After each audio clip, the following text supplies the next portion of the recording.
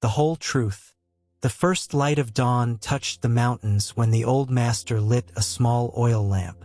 Its trembling flame danced across the stone walls of the temple, and the air was filled with the faint scent of sandalwood. At that hour, the world still slept, yet to the master, it was the most awakened time of the day. The wind moved softly through the pines, and each sound, a bird's call, the whisper of the air, the creak of old wood, felt alive, full of quiet meaning. A young monk entered, bowing deeply before his teacher. His voice trembled as he spoke. "Master, I have spent years searching for the truth, but the more I seek it, the farther it seems to drift away. Where is the whole truth hiding?" The master blew out the lamp. Darkness filled the room, and his voice rose gently, like wind through bamboo. When the light goes out, the eyes begin to see differently. Sometimes, my son, truth is not found through sight, but through silence. The young monk said nothing. For the first time, he did not try to understand, he simply listened. And in that stillness, temple, air, and heart became one. The young monk remained still as the incense smoke curled slowly through the dim room. Outside, the morning sun broke through the clouds, painting golden paths upon the temple floor. "Silence," he whispered. "You mean the truth appears when there are no thoughts?" The master smiled, a smile so soft it could have belonged to the moment itself. "When thought stops," he said, "truth is not found, it is revealed. Thought seeks, compares, and judges. Silence allows life to simply show itself." The monk lowered his head and listened to the faint crackle of the extinguished lamp, the distant sound of a river, the steady rhythm of his breath. The master walked to the open doorway, where sunlight poured into the temple. He raised his hand toward the valley below. "Look," he said, "all you see, the trees, the mountains, the clouds, do they need to understand themselves in order to be?" The young monk shook his head. "No, master, they simply exist."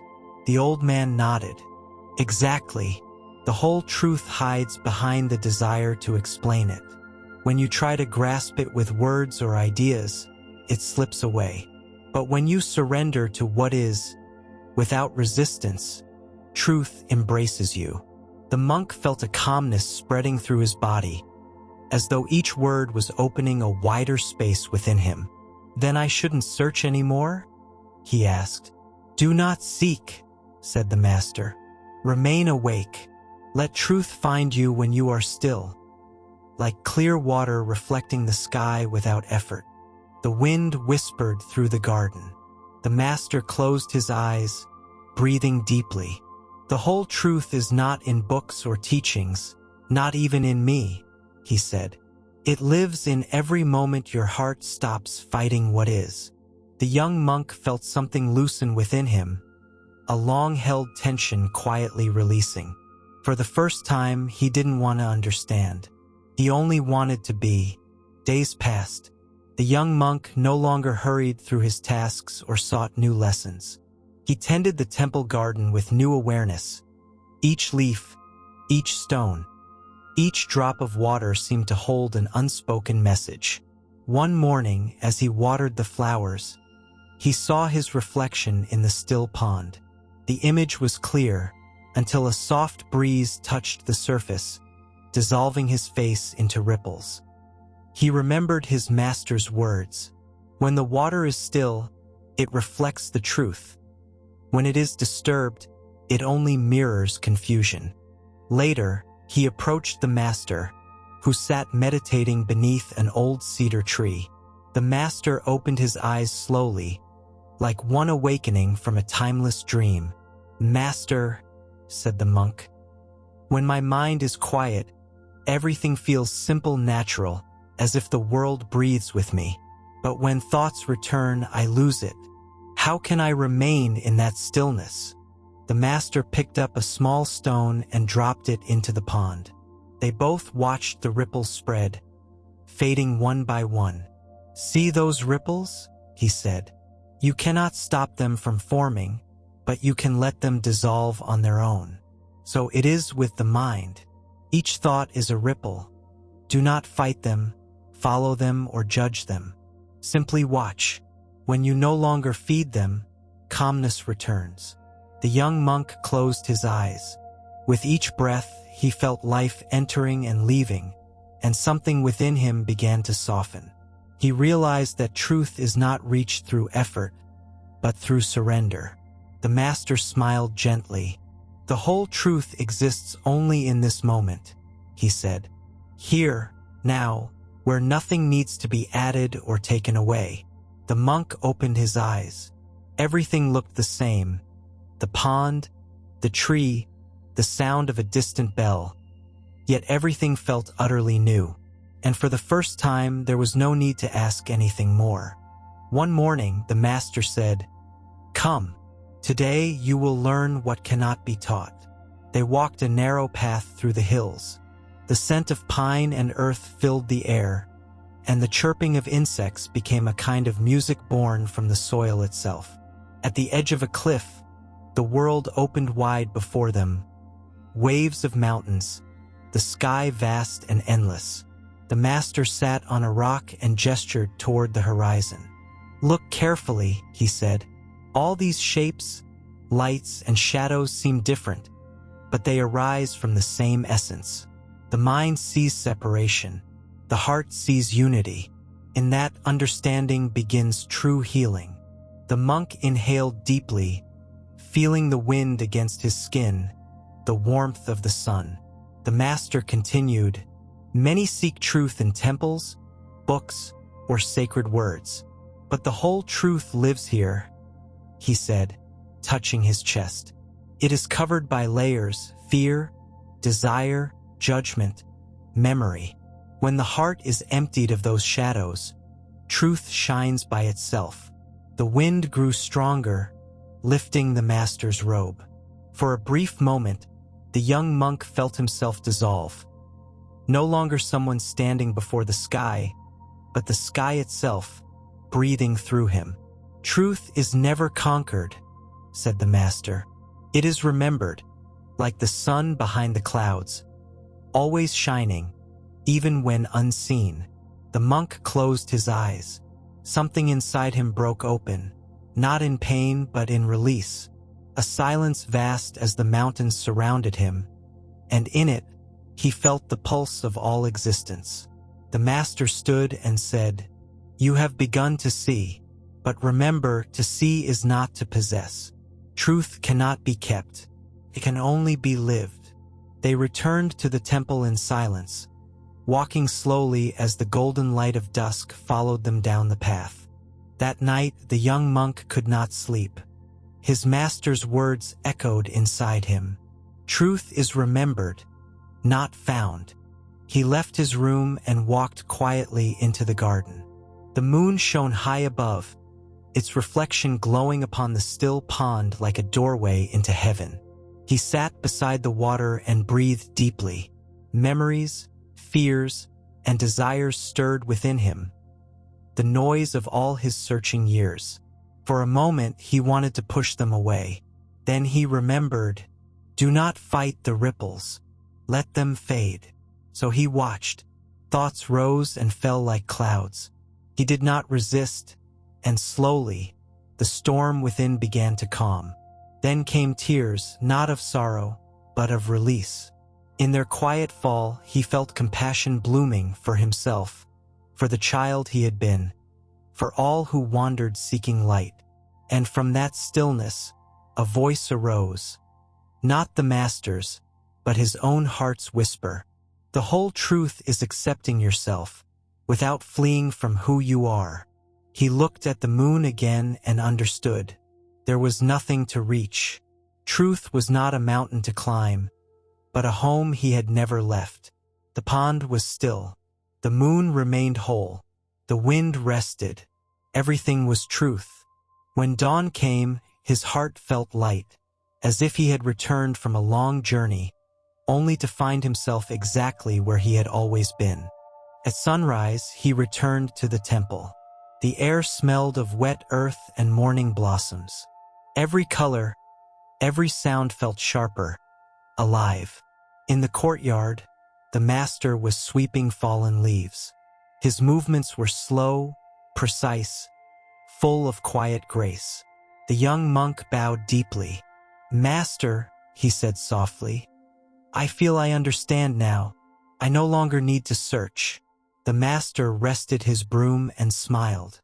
"Then let understanding become life," he said.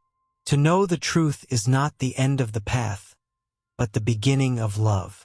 The monk listened.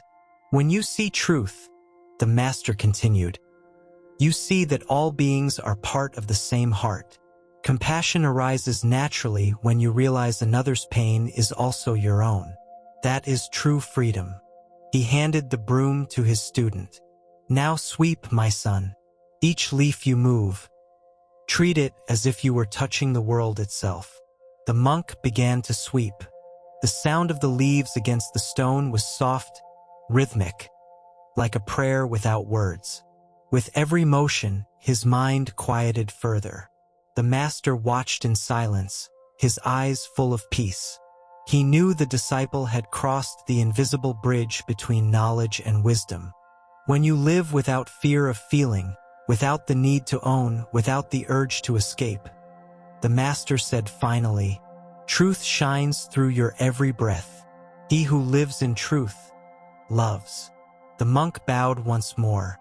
No words were needed, only the shared stillness, deep, boundless, alive. Months passed. The young monk continued to live quietly at the temple, though he no longer felt like a student. He and the master moved through their days as two ripples of the same river. The monk's calm presence began to inspire others. New novices would whisper, "When he is near, the air feels lighter." Without intending it, he had become known as the brother of stillness. One afternoon, while gathering wood in the forest, a village boy approached him. "Brother," the child asked, "my father says you know the truth. Can you tell me what it is?" The monk smiled and knelt beside the boy. He picked up a small seed from the ground. "See this seed," he said. "If you plant it, it will grow. But if you hold it too tightly, it will break. Truth is like that, you cannot grasp it. You must let it blossom." The boy didn't fully understand, but he smiled back, sensing peace in the monk's voice. That evening, when the monk returned to the temple, the master was sitting by the pond. He looked up and said, "You no longer need my teachings. Your heart has become transparent. And when the heart is clear, the world reflects itself within it." "I don't feel I've reached anything," said the monk. "I only feel gratitude. For you, for the wind, for this moment." The master nodded. "That is the truth," he said. "Truth is not a peak to conquer, but a ground to walk upon. As long as you live, keep learning to be present. Let each breath be a prayer without words." That night, the monk sat again by the pond. The moon shone above, steady and whole. He realized the moon did not shine on the water, it shone within it. So too, the truth was not above him, but inside him all along. Years passed, and the master grew old. His body weakened, yet his eyes remained as clear as dawn. The monk, now a man of calm strength, cared for him with quiet devotion, like a flower tending the soil that once nourished it. One evening, as the sun set behind the mountains, the master called him. He lay on his bamboo mat, gazing softly at the ceiling. "My son," he said, "I have walked with you for many years. I showed you the path, but you learned to see with your own eyes. Now my journey ends, but the truth does not die with me. It flows on in every breath, every falling leaf, every soul that awakens." The monk took his hand. There was no fear, no sorrow, only gratitude, only love. "Remember," whispered the master, "truth is not in words, but in the presence behind them. When you see the sunrise, do not seek meaning. Let it pass through you. There lies the whole truth. And with that, he grew still, his breath dissolving into the wind. The temple seemed to bow in silence. The monk did not weep. He knew nothing had ended. The river continues, even as its waters change form. He stepped into the garden. The sky glowed golden, the air alive with quiet sound. He sat by the pond, the same place where his search had once begun. The moon rose, and its reflection shimmered softly on the water's surface. He heard, deep within, the Master's voice, gentle and infinite. The whole truth is in you, and you are in all things. He smiled. There was no seeker, no path, no destination. Only existence, vast, radiant, eternal. The wind moved through the trees. The pond remained still. Night descended slowly, wrapping the temple in perfect silence. And in that silence, truth continued to shine, nameless, formless, endless. The whole truth, a story of awakening, surrender, and the peace that arises when we stop searching outside what has always lived within.